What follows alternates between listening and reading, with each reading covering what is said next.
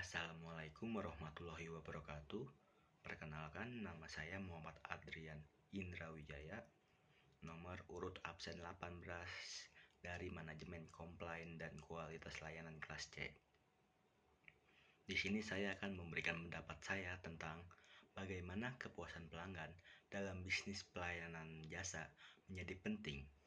Kalau menurut pendapat saya pribadi sih, perusahaan pelanggan dalam pelayanan bisnis jasa menjadi penting dikarenakan pelanggan yang puas cenderung akan menjadi pelanggan yang setia.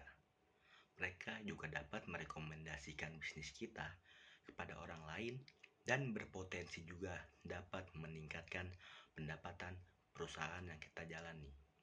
Namun terkadang pelanggan juga dapat mengalami ketidakpuasan dan mengajukan komplain terkait pelayanan yang mereka terima. Oleh sebab itu, kita perlu memahami perilaku komplain pelanggan dan cara mengatasinya juga menjadi kunci sukses dalam menjaga kepuasan pelanggan. Kemudian, yang kedua, saya juga akan memberikan pendapat saya terkait jenis-jenis perilaku komplain pelanggan serta cara mengatasinya. Kalau menurut pendapat saya pribadi, poin yang pertama itu ada komplain secara langsung.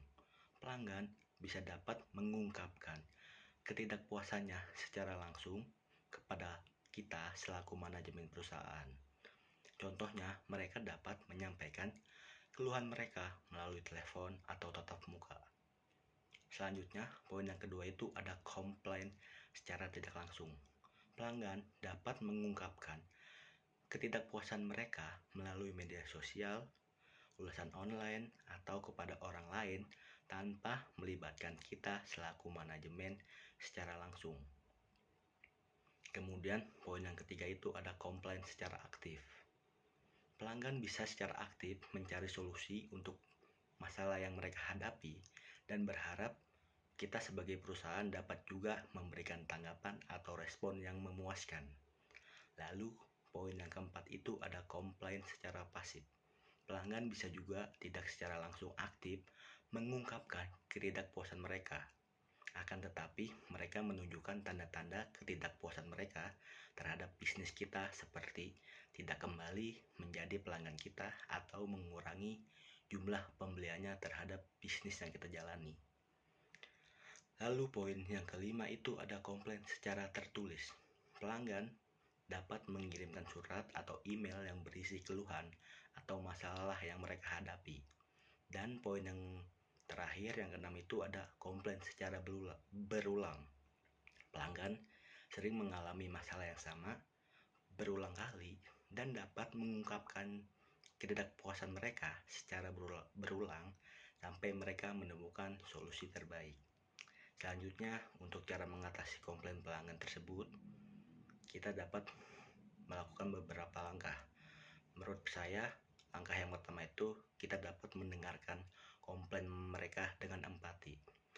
Berikan kesempatan kepada pelanggan tersebut untuk menyampaikan keluhan atau ketidakpuasan mereka terhadap pelayanan kita secara jelas. Lalu, langkah yang kedua itu kita dapat respon secara cepat.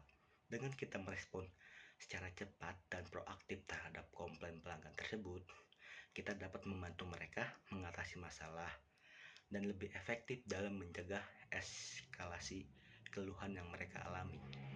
Selanjutnya, langkah yang ketiga itu kita dapat memberikan solusi yang terbaik.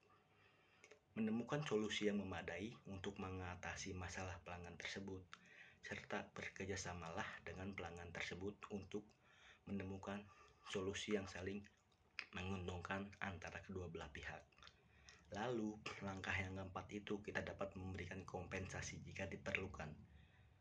Jika pelanggan mengalami kerugian atau ketidaknyamanan yang signifikan, pertimbangkan untuk memberikan kompensasi yang sesuai dengan penghargaan atau pemulihan hubungan antara kedua belah pihak.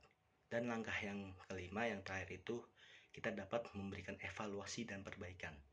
Dengan kita melakukan evaluasi terhadap komplain yang diterima dan melakukan perbaikan dalam sistemnya, kita dapat mengetahui secara langsung kesalahan kita ada di mana dan juga dapat meminimalisir kesalahan yang sama di kemudian hari. Sekian tanggapan dari opini saya. Kurang lebihnya mohon maaf. Wassalamualaikum warahmatullahi wabarakatuh.